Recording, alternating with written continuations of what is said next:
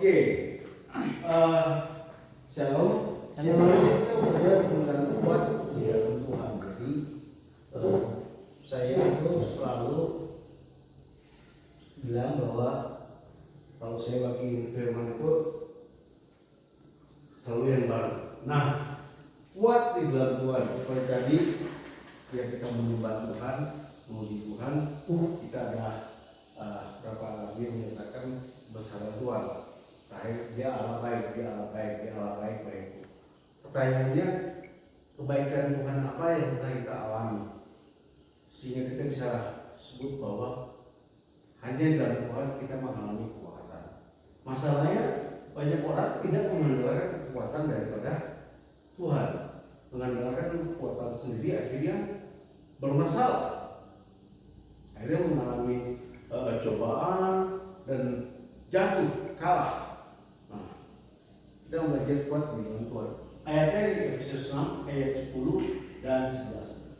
Akhirnya hendaklah kamu kuat di dalam Tuhan, di dalam kekuatan kuasanya, kenakanlah seluruh perlengkapan senjata Allah, supaya kamu dapat bertahan melawan tipu muslihat iblis.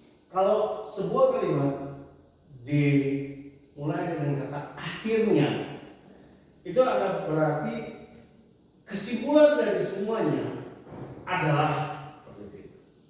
Jadi akhirnya ada ceritanya di atas. Nah, akhirnya itu seperti apa? Nah, di sini ada akhirnya hendaklah kamu kuat di dalam Tuhan. Apapun yang terjadi dalam kehidupan kita, ujung-ujungnya harusnya kita mengandalkan Tuhan. Makanya ayat ini ditulis kemarin saya pulang dari sini, kemudian saya prepare semuanya gitu. Saya coba, Tuhan saya pengen bagikan ini.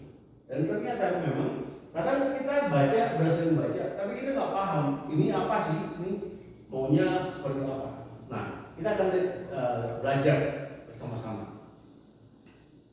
Nah, ayatnya menjelaskan yang pertama bahwa orang percaya itu semua menghadapi perang. Karena sih katakan hendaklah kamu kuat dalam Tuhan, di dalam kekuatan kuasanya. Artinya apa? Kekuatan itu dipakai kadang untuk apa? Untuk berantem, untuk biar bisa bertahan hidup, untuk bekerja. Nah, semua kekuatan itu harus bersumber dari Tuhan. Dan Tuhan tahu bahwa semua orang setiap hari dia akan menghadapi peperangan. Di sini bukan peperangan tembak menembak seperti itu, tapi ada aja. Misalnya nunggu jam makan, lapar. Nah itu kan perang juga tuh dengan keinginan, perang dengan keinginan dosa, keinginan untuk mendapatkan sesuatu yang kita sebenarnya belum mampu. Nah makanya dikatakan bahwa peperangan tidak. Kalau orang yang hidupnya di zona nyaman, dia cuma duduk diam nunggu bel bunyi makan, itu like a dog gitu, kayak sama seperti anjing. Anjing cuma tunggu jam makannya dia taruh gitu. Tapi perhatikan, sekalipun kayaknya anjing itu tertidur, anjing itu dia kayak malas, tapi kalau ada bunyi sesuatu dia langsung bangun. Jadi dia berjaga-jaga. Saya dulu punya anjing, ada herder seperti begitu. Ada bunyi dikit aja. Bahkan kalau dia tahu itu misalnya tikus atau apa, dia kejar. Nah, hewan aja punya kepekaan berjaga-jaga karena dia tahu bahwa akan ada perang, apalagi kita manusia. Yang kedua, karena kita punya peperangan, kita harus kuat dalam Tuhan. Seringkali banyak manusia, atau ada manusia berbanyak ya, ada manusia yang sudah berkali-kali kalah dalam peperangan, gagal, jatuh kembali ke dalam dosa. Kalau istilah kita di dunia ambisi itu relapse, makai lagi, dia akan terus mencoba hal yang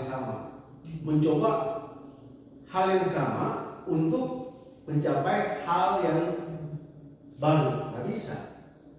Seharusnya ketika gini, di sepak bola kok ada kalau dia mau menang biasanya ganti pelatih. Nah itu caranya gimana mendapatkan kekuatan. Nah, kalau kita orang yang di dalam Tuhan harus kuatnya di dalam Tuhan. Kemudian ketiga, gimana untuk kuat dalam Tuhan? Ya harus melekat. Nanti kita akan menjelaskan harus komputer, infocus, TV, semua itu butuh apa?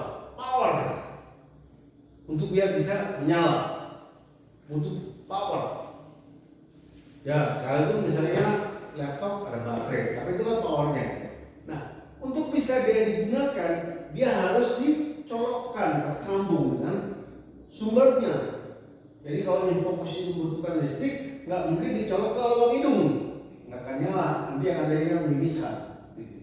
Harus dicari sumbernya di mana? Oh, listrik dipasangkan ke situ. Nah begitu juga karena kita harus kuat dalam Tuhan. Nah makanya kita harus melekat kepada sumbernya itu. Kemudian Allah ini, kenapa? Allah itu sumber segala. Nggak ada yang lain. Saya tadi WA dengan Budi dan kadang memang hujan di Papua itu gerimis juga. Tapi saya tunggu aja. Gitu. Tiba-tiba terang dan udah pesan InDrive masuk ke sini. Nah ternyata Budi dan aku bilang di sini gerimis, berhenti juga. Nah itu Tuhan sumber segalanya, bahkan alam pun dikendalikan sama Dia. Saya cuma nggak berdoanya seperti bagaimana Tuhan pengen ibadah nih di panti. Saya nggak bilang redain hujan, saya cuma pengen ibadah aja gitu di panti. Sampai sini nggak ada. Walaupun saya bersiap jas hujan, makanya saya pakai sendal gitu. Nah, Dia sumber segalanya. Apa aja? Kita mau minta jodoh ya kita kepada Tuhan. Kita mau minta kesehatan datang kepada Tuhan. Bukan, makanya Tuhan tahu bicara gini, jangan datang ke Allah-Allah lain. Karena apa? Itu semua tidak akan bisa menolong kita.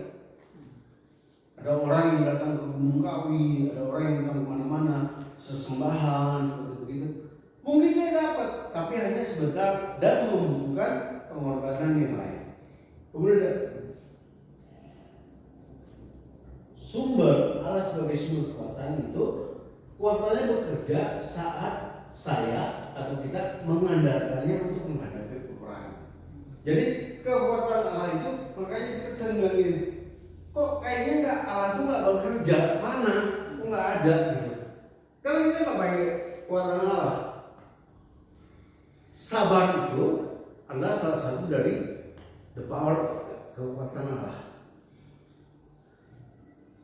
Makanya dia bilang, diamlah di negeri, jangan kemana-mana, ini semua segala. Nah kadang Tuhan sedang suruh kita diam, kita perang, akhirnya kita kalah, karena kita pakai kekuatan itu sendiri. Karena apa? Tujuannya setan ini adalah tadi di sini dia akan kuat dalam Tuhan dalam kekuatan Allah. Kenakanlah seluruh perkapanan senjata Allah supaya kamu dapat bertahan melawan apa? Tipu muslihat. Tuhan tahu bahwa si Tante Lucy ini never ending story untuk menggoda manusia.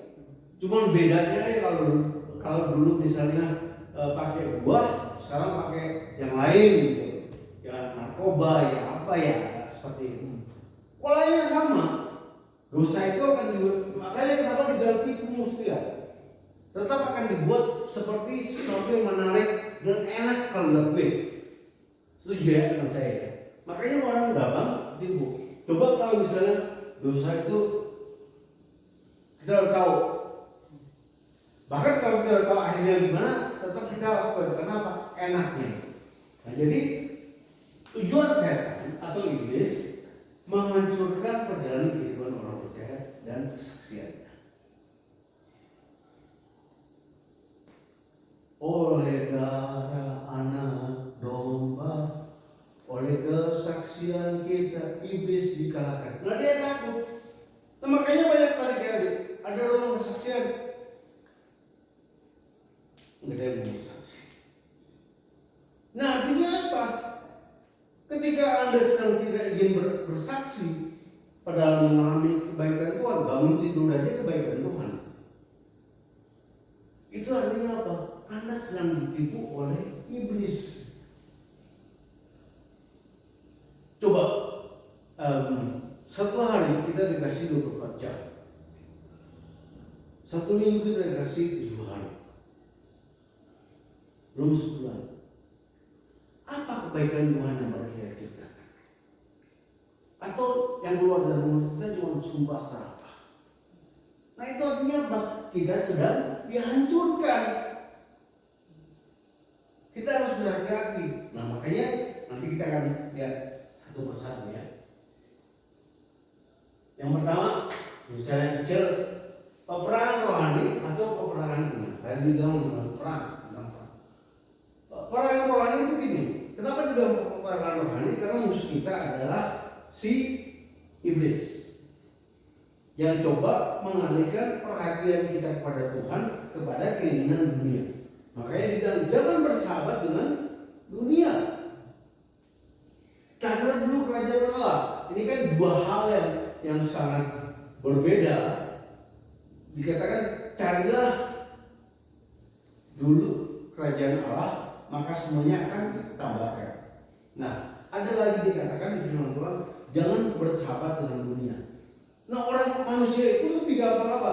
Nyari sahabat atau mencari sesuatu, apalagi mengenai kerajaan surga. Nanti kelihatan. Orang itu lebih senang mencari yang real, yang nyata.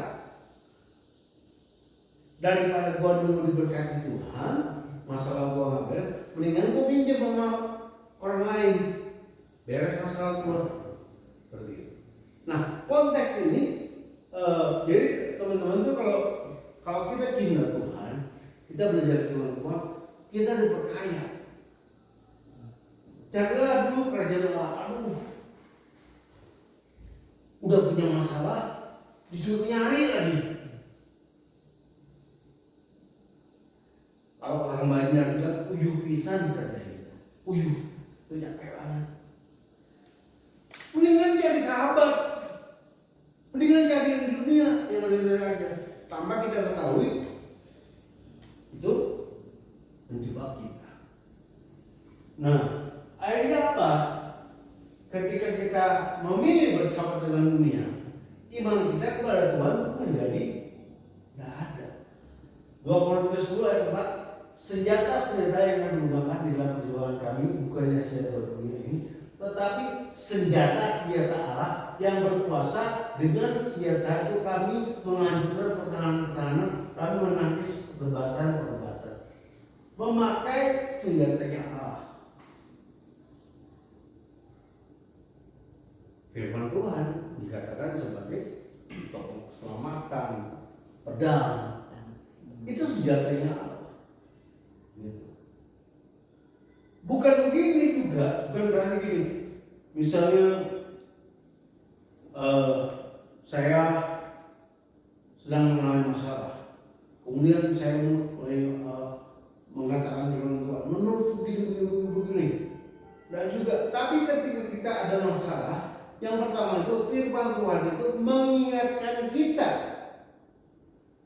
bahwa kamu bisa melewati ini semua dengan memakai perkataan Tuhan, janji Tuhan. Jadi yang pertama adalah bahwa pergunakan firman itu. Kenapa harus baca Alkitab? Satu bukan aktivitas, tapi memang kita butuh sesuatu yang menyegarkan. Mungkin bangun tidur dengan mimpi yang bete gitu, mimpi kita jalan mangkot gitu kan, mimpi atau mimpi apa gitu kan, dimarahin apa. Ketika kita bangun pagi dengan doa, ucapan syukur dan firman Tuhan, itu menyegarkan kita gitu. Nggak ada orang mau mulai hari itu dengan dengan lesu, itu nggak ada. Yang kedua tadi kuat di dalam Yesus. Karena kita pakai senjatanya Tuhan, makanya kita kuat. Kolose 2:13 ini bahasa Indonesia sehari-hari. Pada salib itu Kristus membuat segala roh-roh yang meledak dan berkuasa menjadi tidak berdaya lagi. Mereka dijadikan tontonan umum pada waktu Kristus mengirim mereka sebagai tawanan dalam pawai kemenangan. Ketika Yesus mati, semua roh-roh ini huruf kecil, semua apa yang dia coba mengerjakan membangun itu sudah dikalahkan dan enggak berdaya. Jadi iblis itu udah enggak berdaya. Nah, makanya dia pakai manusia. Dia memperdayakan manusia untuk bisa melawan Yesus. Dengan tadi tipu muslihat dia memperdaya manusia untuk berontak. Dia nggak sampai tahu melawan yang kayak kalau film silat itu kan ada dulu gurunya Jackie Chan tuh yang pemabuk. Ketika Jackie Chan kalah, si gurunya turun, wah nggak ada yang berani. Dia tahu, makanya dia selalu akan memakai manusia untuk menyatakan pemberontakannya kepada Allah, karena dia nggak terima kalah. Cuman perhatikan, pada salib itu Kristus membuat segala semuanya roh-roh yang meledak dan berkuasa menjadi tidak berdaya lagi. Makanya ketika kita mengalami pencobaan atau masalah, kita harus bilang, iblis, engkau tidak berdaya. Engkau tidak bisa berkuasa dalam dirimu, karena kuasa Yesus ada di dalam. Nah, coba kalau kita nggak punya jurusnya, gimana kita bisa ngomong? Nah, makanya yang ketiga itu tadi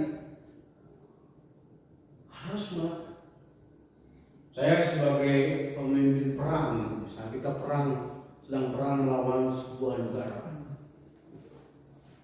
Ini sniper, ini jago tank, ini apa semua.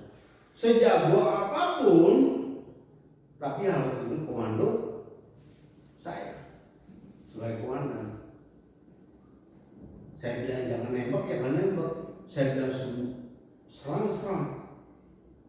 Nah, melekat itu adalah jikalau Yohanes 11:1, jikalau kamu tinggal dalam aku dan firmanku tinggal di dalam kamu, minta apa saja yang kamu kehendaki dan kamu akan diberinya.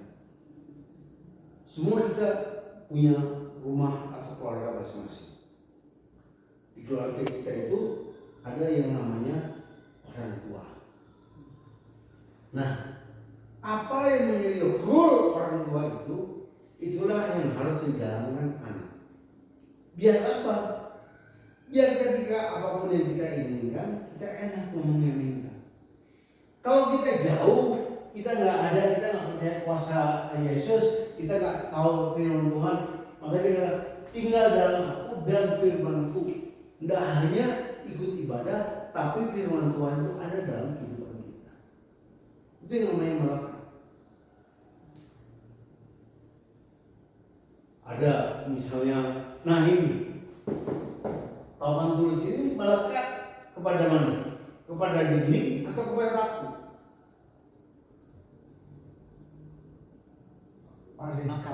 Pada dinding dipakai paku.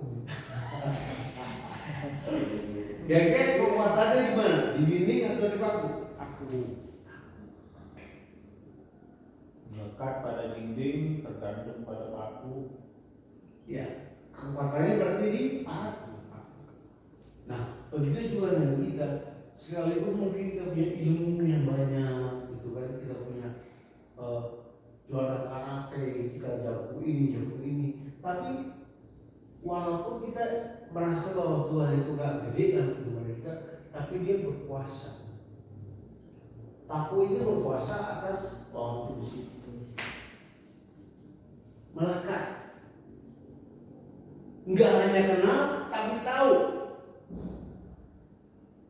Pas Kemudian itu suka gitu. Abang benar enggak? Saya masakin kesukaan abang ini. Dia tahu apa yang saya suka. Dia kan berarti dia sangat kenal saya. Dia sebut.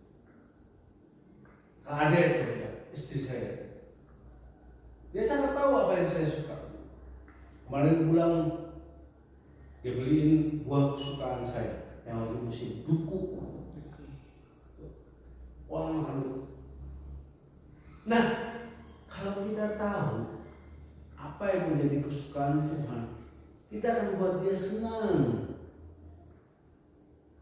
Makanya dikatakan minta apa saja yang kamu kehendaki dan kamu akan menerimanya. Kenapa perlu melekat? Biar ketika apa yang kita minta Tuhan kasih, Tuhan juga mengajari bagaimana kita mau menggunakan apa yang diberikan. Tadi sumber Efesus 1:3. Sebab di dalam Dia dan oleh darahnya kita peroleh penebusan, yaitu pengampunan dosa menurut kekayaan kasih Bapa kita. Kenapa saya mengambil ayat ini? Sumber daripada kelegaan, sumber daripada kelepasan, kemuliaan itu ya Tuhan. Kita nggak bisa berperang kalau kita dalam keadaan sakit, dalam keadaan tanda kutip ya, destabilitas mental. Nggak bisa. Makanya kita sering kalah karena kita nggak percaya bahwa Allah itu ketika kita mampu dosa, Dia menguduskan kita, mencuri kita. Kita selalu tertuduh dengan bahwa ya saya ini orang berdosa, saya ini orang berdosa. Makanya sulit untuk berhenti ini, berhenti itu, pengennya ngedosa aja. Karena apa tadi? Iblis berhasil menggunakan orang ini untuk melawan Tuhan. Tipu muslihatnya terjadi. Yang kelima tadi kekuatannya, Filipi 4:3. Segala perkara loh, perhatikan. Di sini kita ditebus, diampuni, kemudian dilimpahkan segala sesuatu kasih karunia-Nya kepada kita. Nah di kelima ini dia mau bilang begini, segala apa saja yang sedang kamu hadapi dapat kamu tanggung. Jadi kita kalaupun kita jatuh tidak akan terjerembab karena ada tangan Tuhan yang menopang. Di dalam Dia yang memberi kekuatan kepada buru-buru harus punya sikap ekspres, jangan kalah sama kereta api cepat. Kita juga harus cepat. Ada masalah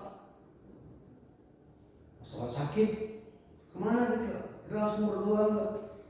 Kalau orang biasa kalau sakit yang diingat apa?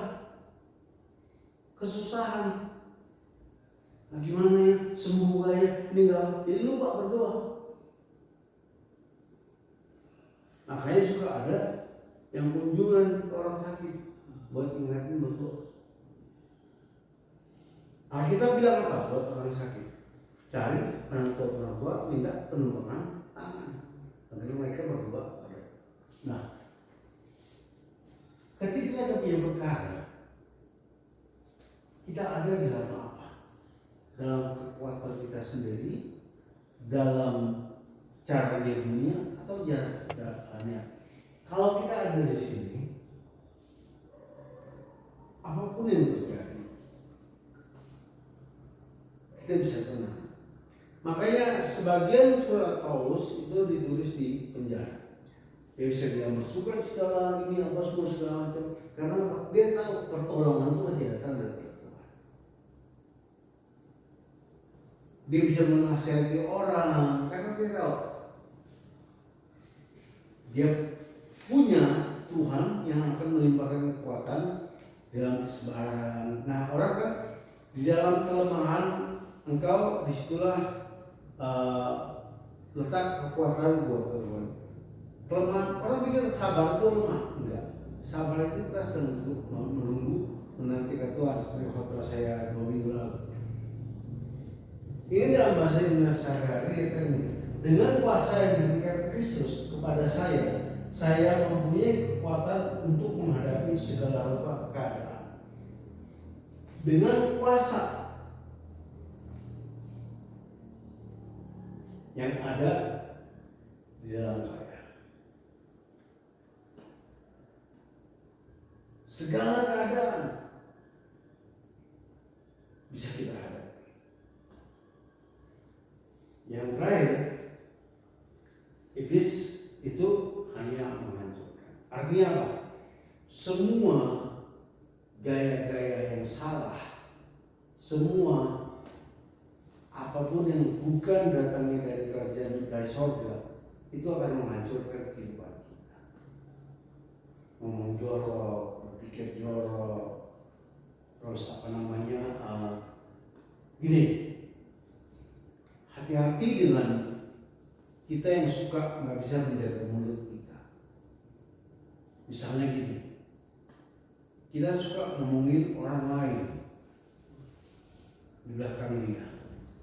Semakin kita suka ngomongin orang lain, menyerang orang lain, semakin nampak kita tuh bodoh.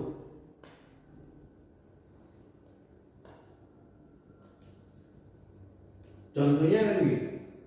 Ketika Petrus menyangkal Yesus, orang yang bilang, loh bukannya kamu sama ini? Oh enggak, saya nggak tahu dia gini. Dia bilang dia kenal dia begini gitu.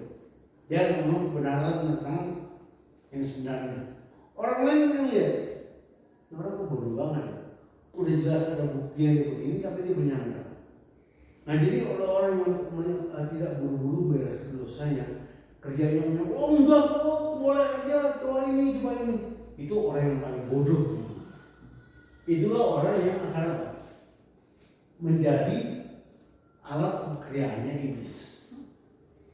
Yohanes 10:10, pencuri datang hanya untuk mencuri dan membunuh dan membinasakan. Aku datang supaya mereka mempunyai hidup dan mempunyai dalam segala kehidupan. Kalau kita ingin hidup dalam arti sesuai dengan firman Tuhan, we have a family, kita punya keluarga, kita bisa hidup tenang, kita pilih Tuhan. Tapi kalau kita ingin binasa, ya pilih iblis saja. Binasa ini tidak hanya dalam pengertian mati, tapi kita nggak bisa melaksanakan apa yang menjadi kehendak Tuhan dalam kehidupan kita.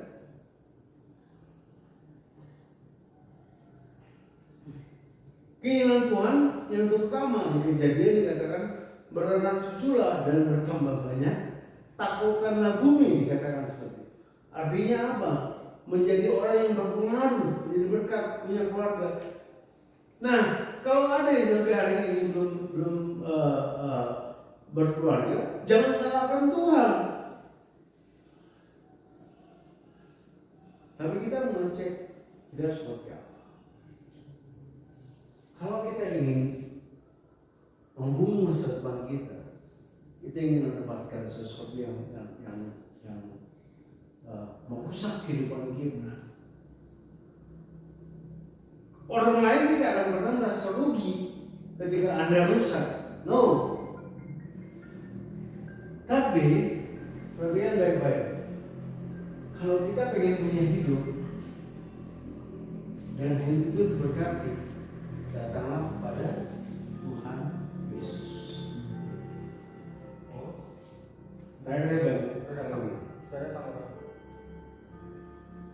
Jadi apapun gangguan, godaan iblis itu bisa dikalahkan. Kita katakan lalu ya, iblis bisa dikalahkan. Rencana setan terhadap kita tidak akan berarti apa-apa jika kita melawannya dengan kuasa Tuhan. Ada artinya. Kita nggak perlu takut akan keamanan, kita nggak perlu takut akan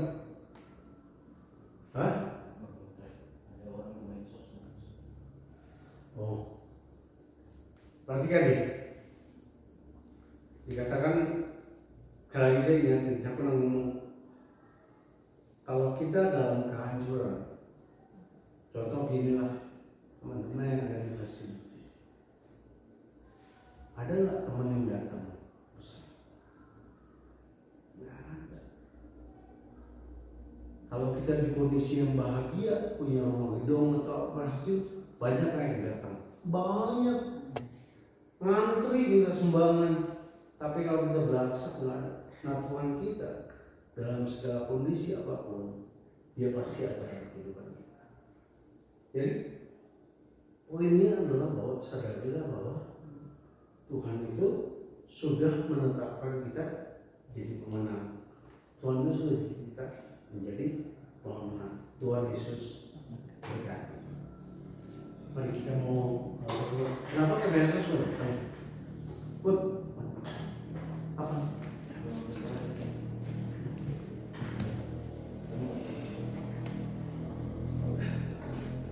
Ya.